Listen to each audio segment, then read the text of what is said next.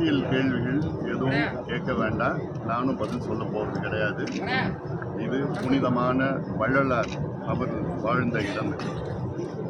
அரசியல் கேள்விகள் எல்லாம் வெளியில் இருக்கு.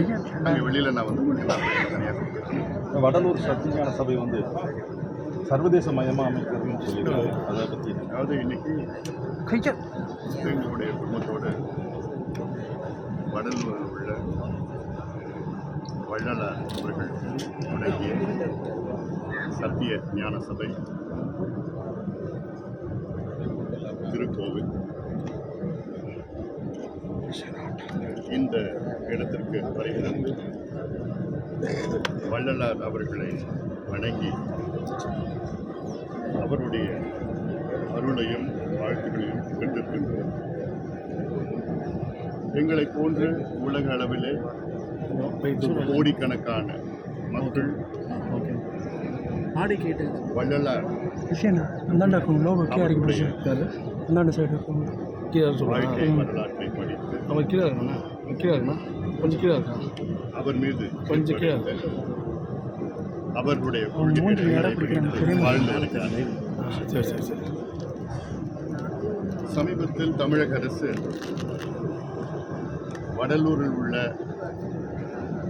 வள்ளலார் அமைத்த இந்த இடத்தில், அதுவும் குறிப்பாக இந்த பெருவெளியில்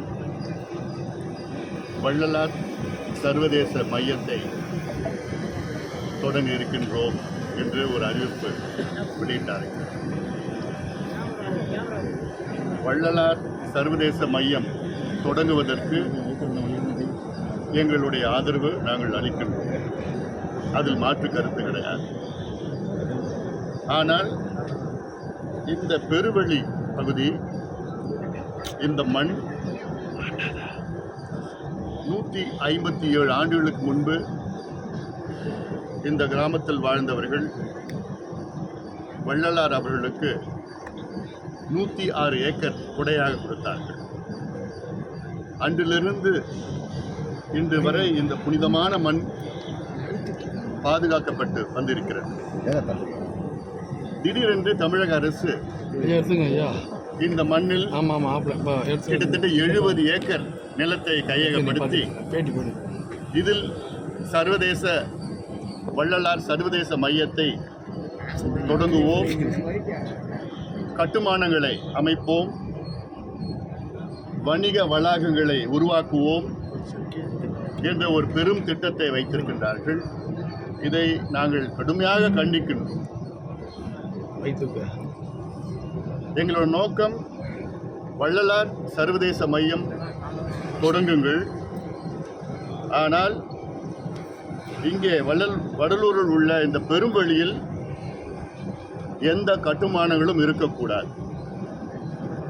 வள்ளலார் அவர்களுடைய கனவு இந்த நிலம் அப்படியே இருக்க வேண்டும் என்று அவருடைய கனவு, அவருடைய விருப்பமும் கூட.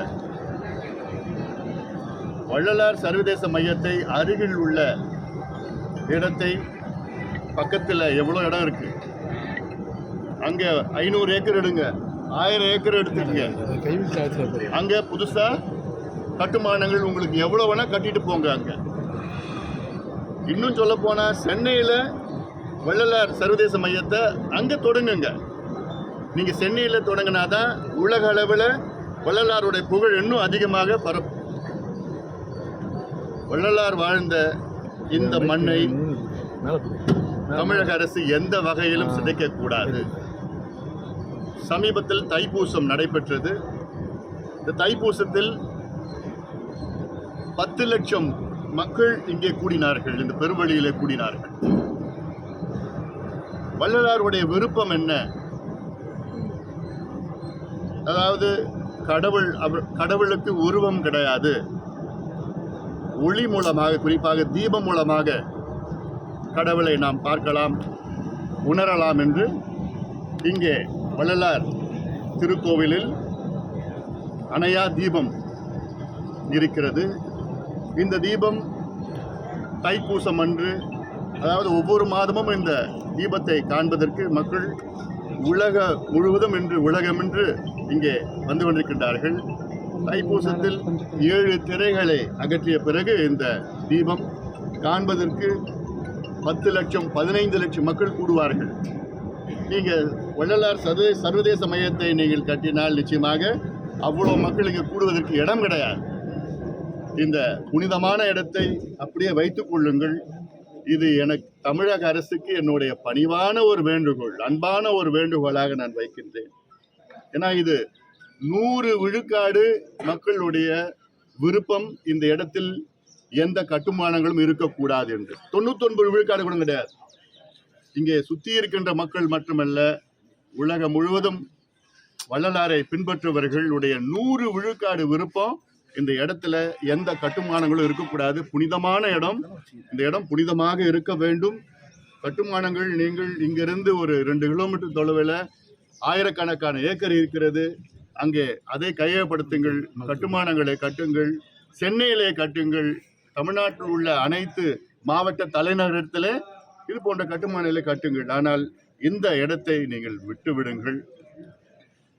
ஏன்னா இது மக்களுடைய விருப்பமாக, முதலமைச்சருக்கு இது யாரும் சொல்லியிருப்பாங்களான்னு எனக்கு சந்தேகமாக இருக்கு. அதனால் இந்த ஊடகம் உங்கள் மூலமாக முதலமைச்சர் அவர்களுக்கு என்னுடைய அன்பான ஒரு பணிவான ஒரு வேண்டுகோளை நான் வைக்கின்றேன். மக்களை எதிர்த்து, மக்களுடைய கருத்தை எதிர்த்து எந்த கட்டுமானங்களும் இங்கே வரக்கூடாது என்று என்னுடைய பணிவான ஒரு வேண்டுகோளாக நான் வைக்கிறேன். மாவட்ட நிர்வாகமும் இங்க இருக்கிற அமைச்சர் கருத்து கேட்பு கூட்டத்தில் வந்து எந்த மக்களும் பொதுமக்கள் எதிர்ப்பு தெரிவிக்கல, அதனால கட்டுமான பணிகள் உடனடியாக துவங்குன்ற மாதிரி தான் அவங்க சொல்லியிருக்காங்க. அதாவது மாவட்ட அமைச்சருக்கு என்ன செய்யறோம்னு அவருக்கு தெரியாம செய்கிறார். ஆனா அவரு இந்த ஒரு விளைவுகள் இன்னும் தெரியல அவருக்கு.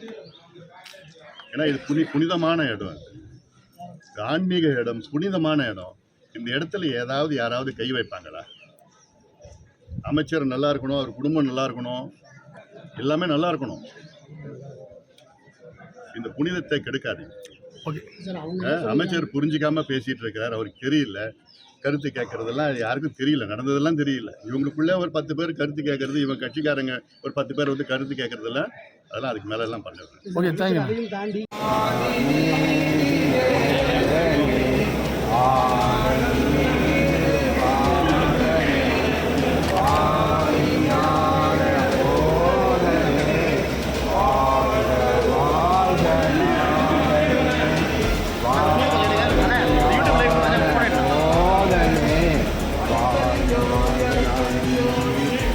பெருங்கருணை அருட்பெருஞ்சோதி ஆசவனலால் சரணம்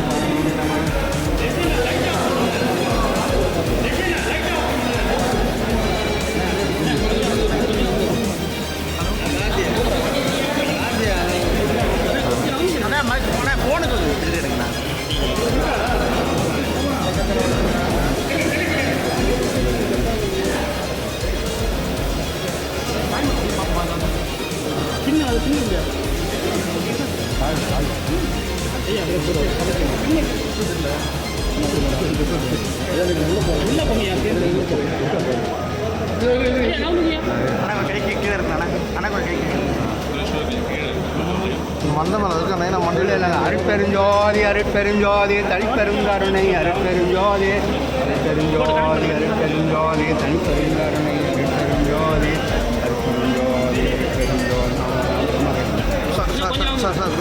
சேர்ந்து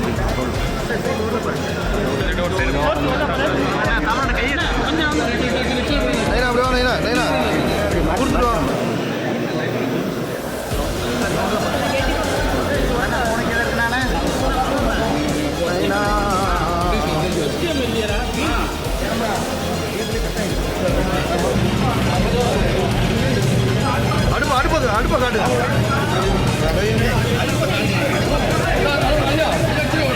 பின்னாடி அடுப்ப